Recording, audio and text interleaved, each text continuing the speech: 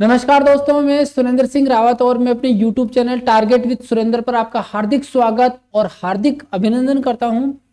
दोस्तों, ये मेरा पहला वीडियो है डिजिटल बोर्ड पे और निश्चित रूप से काफ़ी दिनों बाद ये वीडियो अपलोड मैं कर रहा हूं। और इस वीडियो के माध्यम से जो रीट एग्ज़ाम होने वाला है, रीट की जो एग्ज़ाम देने जा रहे हैं, उन विद्यार्थियों को थोड़ा बहुत मार्गदर्शन मेरी तरफ से मैं करना चाह रहा हूँ। और उस मार्गदर्शन में यही है कि मैं 3 पॉइंट आपको बताऊंगा। उन 3 पॉइंट्स पर आपको काम करना है। लास्ट टाइम है आपका टू दी पॉइंट काम करना है, क्योंकि लास्ट टाइम है, चाहे जो विद्यार्थी लंबे समय से तैयारी कर रहे हैं, चाहे जो विद्यार्थी अब अपना तैयारी पे अपना 100% देना चाहते हैं, जो बचे हुए समय में, चाहे उन्होंने अभी कोई सा भी एग्जाम दिया, उनकी तैयारी अधिक रही हो या कम रही हो, उससे कोई सेंस नहीं है। मैं आपके सामने एक एग्जाम्पल के माध्यम से ये बताना चाहूंगा। ज्यादा लंबा वीडियो नहीं होगा, स्किप मत करना, इसको कंप्लीट आप देखना। यहाँ पर देखिए, सबसे पहले तो मैं आपको रिक्वेस्ट करना चाहूंगा, जो सब लोग करते हैं, कि चैनल को सब्सक्राइब करें, लाइक करें और शेयर जरूर करें। सब लोग बोलते हैं और ये बात सुनते हुए काफी लोगों को अच्छा भी नहीं लगता है। कोई बात नहीं, लेकिन बोलना मेरा काम है। आपको अच्छा लगे तो आप करिएगा, बाकी कोई बात नहीं। अब मैं थोड़ा सा आपको जैसे कुछ मैं पॉइंट पे ले चलता हूं, पॉइंट की बात अपन करते हैं। जैसे एग्जाम्पल के तौर पे आपको यहां पर एग्जाम्पल के तौर पे यहां पर आपको अजमेर के चौहान आपको पढ़ने हैं। क्या पढ़ने हैं? अजमेर के चौहान आपको पढ़ने हैं। तो अब मैं कहूंगा कि लास्ट टाइम में आपने इसको पहले बहुत लंबे समय तक आपने पढ़ा है, आपको कितना याद है, कितना याद नहीं है, उससे कोई सेंस नहीं है। अब क्योंकि लास्ट समय है, आपको रिवीजन करना है। केवल अजमेर के चौहान ही आपको नहीं पढ़ने हैं, और भी टॉपिक आपको पढ़ने हैं। तो यहां पर मेरा जो मार्गदर्शन रहेगा, अगर मैं आपकी जगह होता तो क्या करता? तो मैं ये करता कि नंबर 1 पॉइंट बात तो ये करता कि चौहानों की जो उत्पत्ति है, उसको लेकर जो अलग अलग मत हैं, उनको एक बार क्विकली जान लेता कि भाई कि है ना, इनको विदेशी कौन मानते हैं, बिजोलिया शिलालेख से इनको ब्राह्मण कौन मानते हैं, ये सारी चीजें एक पॉइंट में इनको मैं जान लेता। दूसरा पॉइंट में ये लेता कि इनके जो मुख्य शासक का मतलब ये हुआ कि पूरे नहीं पढ़ने। मुख्य शासक का मतलब हुआ, जैसे एक मैंने इसका संस्थापक पढ़ लिया, दूसरा मैंने इसका क्या पढ़ लिया, जैसे अर्णोराज या अजयराज काफी इंपॉर्टेंट शासक हुए, वो पढ़ लिए। उसके बाद में विग्रहराज चतुर्थ मैंने पढ़ लिया, है ना। उसके बाद में मैंने पृथ्वीराज चौहान मैंने पढ़ लिया। ये 4-5 शासक हैं, और इनमें भी अगर मैं डिटेल से बात करूं तो मैं विग्रहराज चतुर्थ और पृथ्वीराज चौहान, इनको डिटेल से पढ़ना होता है। बाकी केवल और केवल एक सामान्य एक एक 2-2 लाइन जिनके बारे में होती है वो। और तीसरी इंपॉर्टेंट बात है कि जब आपने टॉपिक को क्विक रिवीजन के साथ में मोटे मोटे तौर के रूप में आपने पढ़ लिया, केवल जो आपने विग्रहराज चतुर्थ और पृथ्वीराज चौहान को डिटेल में पढ़ा है, बाकी की केवल ऊपरी तौर पर एक एक लाइन में जो जानकारी थी या उनका क्रम याद रखने के हिसाब से केवल पढ़ा है।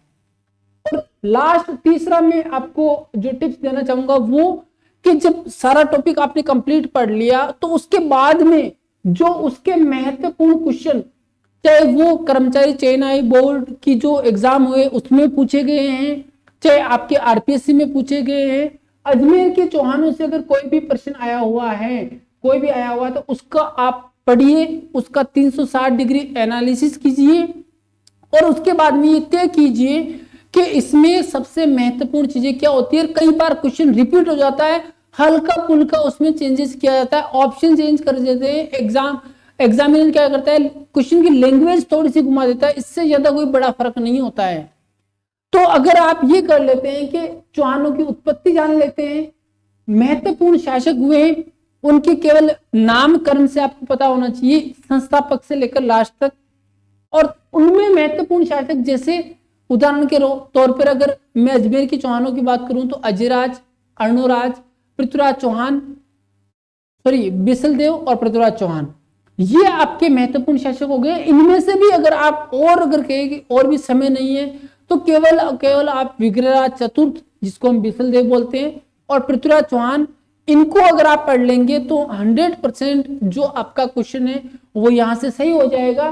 और निश्चित रूप से आप उन क्वेश्चंस को देखने के बाद में तीसरा जो पॉइंट है ना, जो आप क्वेश्चन देखेंगे उन क्वेश्चन में 90% आपको वही चीजें मिलेगी, बार बार वही चीजें मिलेगी, सिमिलर चीजें मिलेगी, क्योंकि हर एग्जामिनर उन्हीं चीजों को पूछता है। या तो पृथ्वीराज चौहान से प्रश्न पूछता है, या बिसल देव जिसको हम विग्रहराज चतुर्थ बोलते हैं उनसे प्रश्न पूछता है, या फिर इनके संस्थापक कौन थे, या फिर इनकी उत्पत्ति को लेकर जैसे बिजोलिया शिलालेख है ना, उसको लेकर प्रश्न पूछा जाता है।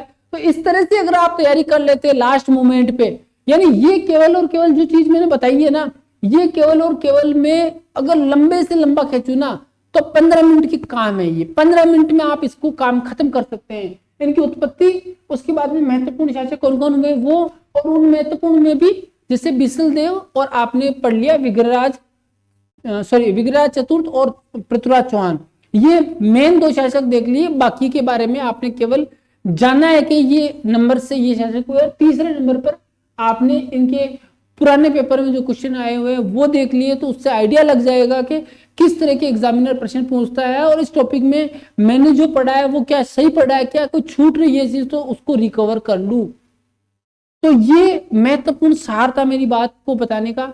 यानी हर टॉपिक को लेकर आप इस तरह से क्विक, ये 15 मिनट का रिवीजन है, ज्यादा नहीं है। अगर आपके पास में अगर सही चीज पढ़ने के लिए है तो 15-15 मिनट में ऐसे करके आप बहुत सारे टॉपिक कवर कर सकते हैं लास्ट मोमेंट पे, और एग्जाम में एक बेहतर प्रदर्शन आप कर सकते हैं।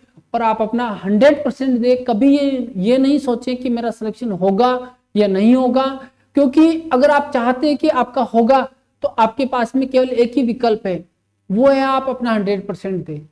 अगर आप कहोगे कि मुझे तो कंफर्मेशन चाहिए, तो वो कंफर्मेशन कोई भी नहीं दे सकता। क्यों नहीं दे सकता है वो आप सब जानते हैं। जब मनुष्य का विश्वास नहीं है तो आप सिलेक्शन की बात कर रहे हो, है ना। अभी आप ये वीडियो देख रहे हैं, 1 घंटे बाद आपका क्या होगा इसका भी भरोसा नहीं है, तो क्या गारंटी है कि आप तैयारी कर रहे हैं और आपको कोई पहले से गारंटी दे दे कि आपका 100% सिलेक्शन हो जाएगा। इसीलिए कर्म में विश्वास कीजिए, अपना 100% दीजिए, थोड़ी चालाकी से मेहनत कीजिए, क्योंकि कंपटीशन आपके सामने है, कंपटीशन बहुत है, इससे कोई डर नहीं है। अगर आप चालाकी से अपनी मेहनत करते हैं, कड़ी मेहनत करते हैं, तो निश्चित रूप से रिजल्ट आता है। केवल बात यह है कि चालाकी से जो मेहनत करता है, स्मार्टनेस लेके जो मेहनत करता है, वो ज्यादा सफल रहता है। न कि एक हार्ड वर्क कर रहे हो लेकिन आप एक मजदूर की तरह काम कर रहे हो, न कि एक मुखिया, एक मैनेजमेंट, एक अधिकारी की तरह काम करवाना सीखिए अपने माइंड से कि आप ये कीजिए, ये नहीं कीजिए, है ना। आप ऐसी चीजें नहीं पढ़े जो एग्जाम में नहीं पूछी जाती है, आप ऐसी चीज पढ़े जो एग्जाम में पूछी जाती है, तो उनका पता कैसे लगाए। पुराने प्रश्नों को देखिए, वो पुराने प्रश्न जो एग्जाम में आए हुए हैं, कितनी ही बार बोलता हूं, मैंने तो यहां तक अंदाजा लगा लिया कि इस टॉपिक से किस तरह के प्रश्न आते हैं, और मैं वही पढ़ के जाता हूं और वही प्रश्न देखने को मुझे मिलते हैं। सिंपल सा लॉजिक है कि पुराने प्रश्न देखिए और आप भी जान सकते हैं कि कैसे प्रश्न एग्जाम में आते हैं। इसी के साथ मिलते हैं नेक्स्ट वीडियो में, और आप निश्चित रूप से अपना ख्याल रखिएगा। वीडियो पसंद आया तो इसको आगे पहुंचाइएगा। धन्यवाद।